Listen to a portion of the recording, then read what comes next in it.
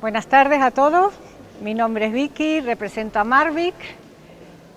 Mi mundo es el arte contemporáneo, tanto profesionalmente como emocionalmente, y quería hablar un poco sobre la figura de Eduardo Westerdahl, que fue el impulsor de las vanguardias en Canarias. Eduardo Westerdahl nació en Canarias, de madre de aquí y padre sueco. Tuvo una educación bastante privilegiada para la época, estamos hablando de los años 30, y desde muy joven escribía, hacía crítica de arte, y por así decirlo, su bautizo fue en un viaje que hizo a Centro Europa, que sobre todo él estaba muy influenciado por la cultura centroeuropea, alemana sobre todo. Visitó Inglaterra, visitó Francia, pero fue en Alemania, en la visita a la Bauhaus, que es la escuela que fundó el arquitecto Walter Gropius, que fue un hito en el siglo XX, y a partir de ahí ha surgido sobre todo el racionalismo arquitectónico, los movimientos más de vanguardias que han estado en Europa. Bueno, cuando regresó a Canarias, fundó junto con Domingos Pérez Minic, Agustín Espinosa y García Cabrera la revista Gaceta del Arte, que quizás fue un hito. Estamos hablando de los años 30, donde Canarias todavía estaba muy imbuida por el espíritu regionalista, insularista, una pintura muy academicista, y él quiso romper, después de lo que vio en Europa, con todo eso. Su relación con Óscar Domínguez, que venía porque su mujer había sido pareja o mujer de Óscar, Maud Bonnot,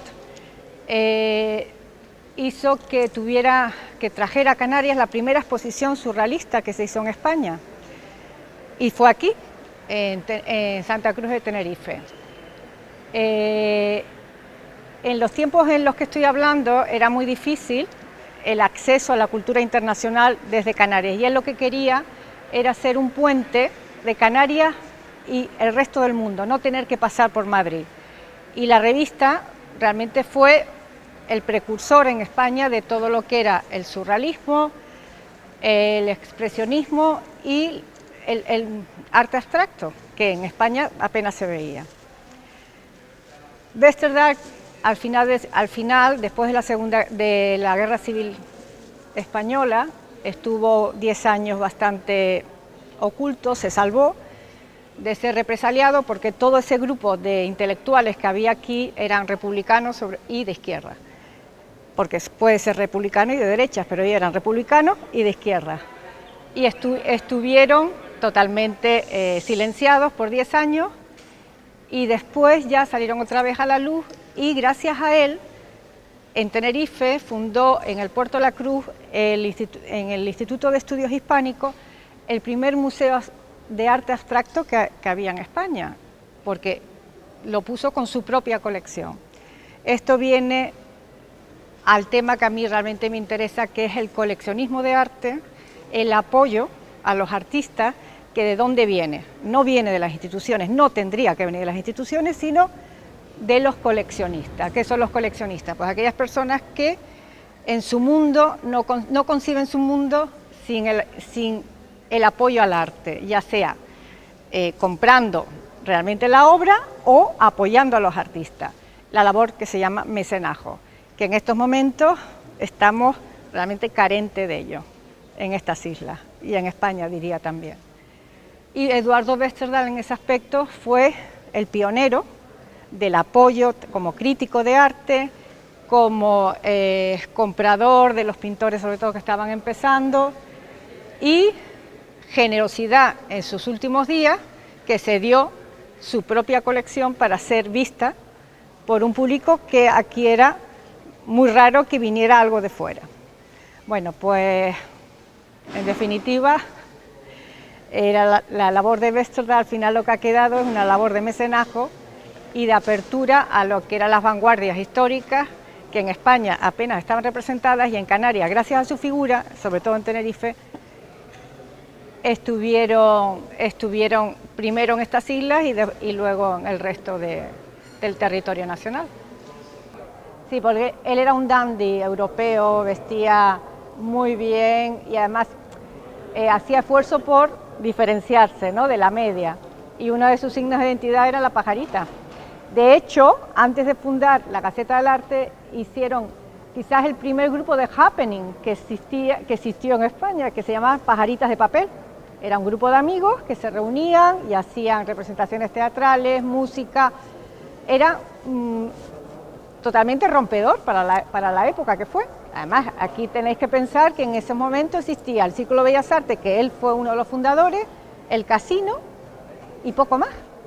Entonces, en esos círculos que también llevaba, que se oponía muchísimo a la cultura imperante, que era una cultura muy provinciana, muy regionalista, la pugna que siempre tuvo con Bonín, por ejemplo, que le impidió en ciertos momentos ciertas exposiciones, porque Bonín fue presidente del Círculo de Bellas Artes y estaba en contra de todo lo que era vanguardia, porque claro, Bonín representaba a la pintura clásica, academicista y movilista, diría, ¿no?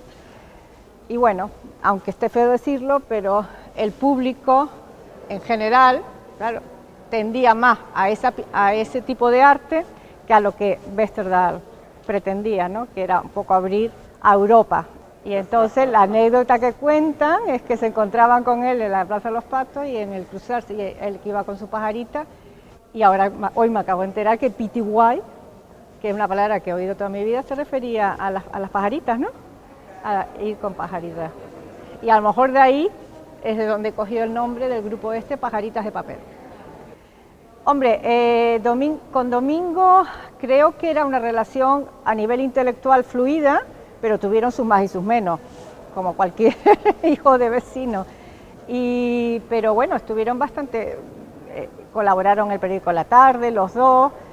Yo creo que, bueno, tanto no llego, pero en esos momentos aquí es que había poco más. O esta gente, ellos hicieron mucho también después de la Guerra Civil. Otro núcleo de tertulia y de reunión que existía fue en la librería Goya. Ahí se aglutinó, eran todos de izquierda, un grupo bastante movido por lo visto en su época, pero eso ya vino después de la Guerra Civil. Y a mí lo que me interesaba era sobre todo lo innovador, o sea, en los años 30, que en España el único sitio donde hubo una exposición, aquí vino obra de Miró, Oscar Domínguez, Tanguy, todo el grupo surrealista que existía en París, hombre, gracias a Oscar Domínguez, expusieron aquí. Y de ahí parte su colección, porque toda esa obra justo fue en el año 35 y después, en el año, sí, poco antes de la Guerra Civil. Empezó la Guerra Civil y toda esa colección se quedó aquí, no volvió. Entonces él, pues esa colección fue con la que después posteriormente abrió el museo Eduardo Westerthal de Arte Contemporáneo dentro del Instituto de Estudios Hispánicos del Puerto de la Cruz. Vale, no, me han preguntado qué fue de ese museo. Ese museo ahora creo que lo quieren volver a abrir, pero el Instituto de Estudios Hispánicos ha estado abierto, pero el Museo Eduardo Westerthal se cerró por falta de fondos, como cualquier cosa cultural en esta tierra. Desgraciadamente, la cultura siempre va a la cola de los presupuestos. No, él donó su colección, o sea, pero claro, si no hay un edificio donde el albergue y no hay condiciones, eso es lo que pasaba. Ahora creo oír que en la Casa de la Aduana es donde la quieren hacer. Hombre, la Casa de la Aduana la han utilizado en diferentes ocasiones para diferentes exposiciones, pero claro, lo que no es de recibo es que en un sitio como el Puerto de la Cruz, que nosotros queremos vivir aquí de un turismo que no sea de sol y playa, una zona que culturalmente tiene su riqueza, pues que no tenga un museo de arte moderno, por ejemplo. Teniendo obra donde exponer. Pero bueno, pues eso es mi pequeña charla, espero que les haya gustado.